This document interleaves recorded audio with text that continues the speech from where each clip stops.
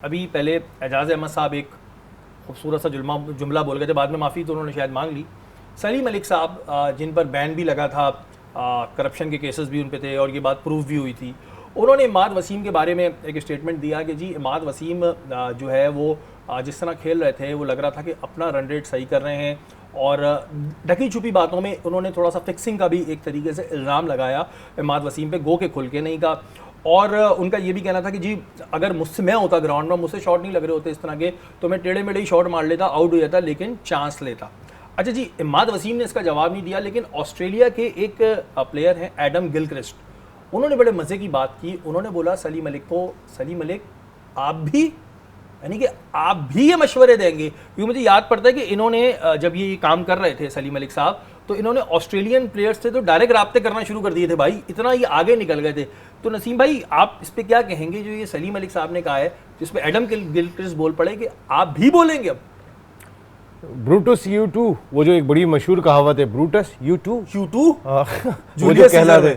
लेकिन कहने का मकसद ये कि देखिए वो जो मैंने भी वो सीरीज़ कवर की थी 94 में, कि जिस वक्त शेन वॉन को, टिम मे को उन्होंने ऑफ़र की थी, मार्कोआ को ऑफ़र की थी, जो हमने सुना था। उसके बाद इसकी तहकीकात कराई गई थी और ये ऑफ़र की गई थी कि आप आएँ और हमारे यहाँ पर जो तहकीकात हो रही है उसके अंदर अपेयर हो, लेकिन तीनों ऑस्ट्रेलियाई प्लेयर यहाँ नहीं आए थे। जिसके बाद जस्टिस एजाज़ यूसुफ थे जो उस वक्त पीसीबी गवर्निंग काउंसिल के रुकन थे, और उन्होंने क्लीन चिट दे दी थी सलीम मलिक को कि जब वो प्लेयर ही नहीं आ रहे तो फिर ये क्लियर है। लेकिन उसके बाद जस्टिस कय्यूम की इंक्वायरी कमीशन ने उन्हें लाइव बैन लगाया था।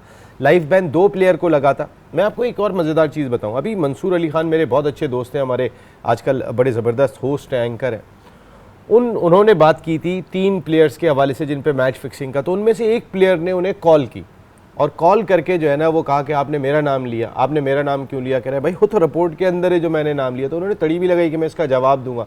कह रहे मैं जवाब का इंतज़ार कर रहा हूँ कि अब आप क्या जवाब देते हैं, ज़रा मुझे बताइएगा। देखिए लोग बात यही करते हैं। अब सलीम मलिक अभी वेटरन्स का टूर्नामेंट भी खेलने के लिए इंग्लैंड जा रहे हैं पाकिस्तान क्रिकेट टीम के साथ। सलीम मलिक को हमारी अदालत ने क्लियर कर दिया है कि वो अब इस तरह की कोई भी चीज़ नहीं। अजहरुद्दीन को भी क्लियर कर दिया था इंडिया में, इनको भी क्लियर कर दिया, क्योंकि लेकिन आज तक सलीम मलिक को पाकिस्तान क्रिकेट बोर्ड ने कोई जिम्मेदारी नहीं सौंपी है। वसीम अकरम को भी आज तक पाकिस्तान क्रिकेट बोर्ड ने कोई जिम्मेदारी नहीं सौंपी है। मकसद कहने का मकसद है कि मैं ये नहीं कह रहा हूँ कि ये इन्वॉल्व है, भाई जाहिर सी बात है अगर जज कह के जा रहा है, कहीं ना कहीं कोई बात कह रहा है तो बात तो दिखाई देती है। लेकिन एक बात मैं आपको बताऊँ, एजाज़ बात कर रहे थे, या मैं एक हमारे दोस्त हैं और साबिक फ़र्स्ट क्लास क्रिकेटर हैं, एक बड़े डिपार्टमेंट के स्पोर्ट्स हेड रहे, कप्तान रहे, शुएब हबीब साहब, वो मुझे कह रहे थे कि नसीम ये जो वहाब रियाज़ और बाबर आजम को लाया गया, ये केपीके की क्रिकेट को कमज़ोर करने के लिए लाया गया। मुझे बार बार वो अल्फाज उनका जो है वो दिमाग में आ रहा है।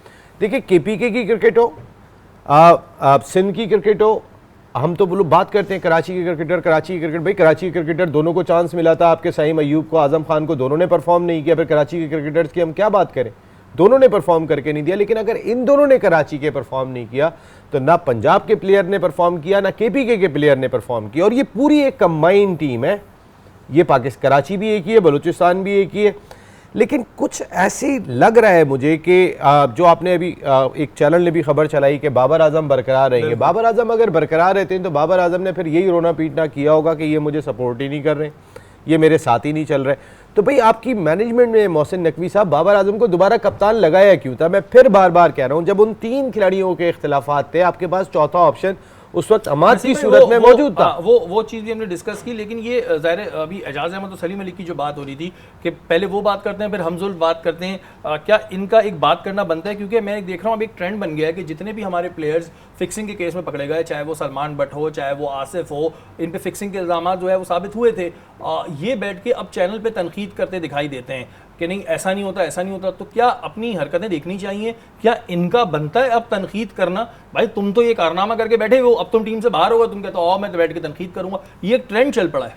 देखिए सलीम मलिक काफ़ी अरसे के बाद टेलीविज़न पे आए। सलीम मलिक तो बिल्कुल दरमियान से क्रिकेट से गायब हो गए थे। सलीम मलिक साहब के साहबजादे अली अच्छे प्लेयर थे। उस वक्त जब हम एक प्लेयर डेवलपमेंट प्रोग्राम कर रहे थे कलंदर्स का, तो उसमें वो आके पार्टिसिपेट करते थे। वहाँ सलीम भाई से मेरी बातचीत भी होती थी। वो बिल्कुल पीछे चले गए थे, सामने आते ही नहीं थे मलिक साहब। लेकिन फिर मलिक साहब आहिस्ता आहिस्ता स्क्रीन पे आना शुरू हुए जब उन्हें कोर्ट ने क्लियर कर दिया। देखिए हमारे यहाँ पर क्या होता है, एक बदनसीबी है, एक बदकिस्मती है। एक अदालत कहती है कि ये मुजरिम है, दूसरी अदालत क्लियर कर देती है। भाई ये भी तो आप अगर कोई एग्जाम्पल सेट नहीं करेंगे आज की तारीख तक, हमें तो किसी एक खिलाड़ी को आप ये नहीं कह सकते हैं कि इस खिलाड़ी जिन पे था वो क्लियर हो गए, जो 3 फंसे थे उनको भी किसी आईसीसी के एंटी करप्शन यूनिट ने या पाकिस्तान क्रिकेट बोर्ड के एंटी करप्शन यूनिट ने नहीं पकड़ा था। उनको पकड़ा था तो स्कॉटलैंड यार्ड ने पकड़ा था। आईसीसी का तो एंटी करप्शन यूनिट भी सफ़ेद हाथी है, जिसको कोई चीज़ नज़र ही नहीं आती है। वो आज तक तो कुछ भी नहीं कर सका, ना पीसीबी का एंटी करप्शन यूनिट कुछ कर सका है कि उन्होंने कर लिया हो कि भाई देखें हम ये निकाल के लेकर आ गए, इसने ये किया था, ये गलती की थी। उमर अकमल का भी जो वाक़या हुआ था उसकी तो तस्वीर सामने आ गई थी उस शख्स के साथ, जिसकी वजह से। लेकिन सच्चाई ये है कि आपका जो anti corruption unit international cricket council ने बनाया हुआ है, ये बहुत ही, देखिए स्कॉटलैंड यार्ड के सरबराह थे जिस दिन आमिर, आसिफ और इनको सज़ा हुई थी दोहा में, मैं उस कमरे में मौजूद था जहाँ हेनरी ब्लोफील्ड ने इनको सज़ा दी थी। उस कमरे में पाकिस्तान का वाहिद जर्नलिस्ट था जो मैं उस वक्त वहाँ पे मौजूद था। मैंने उस वक्त बात की थी स्कॉटलैंड यार्ड के सरबराह से, टॉनी कुछ ऐसे ही नाम था उनका।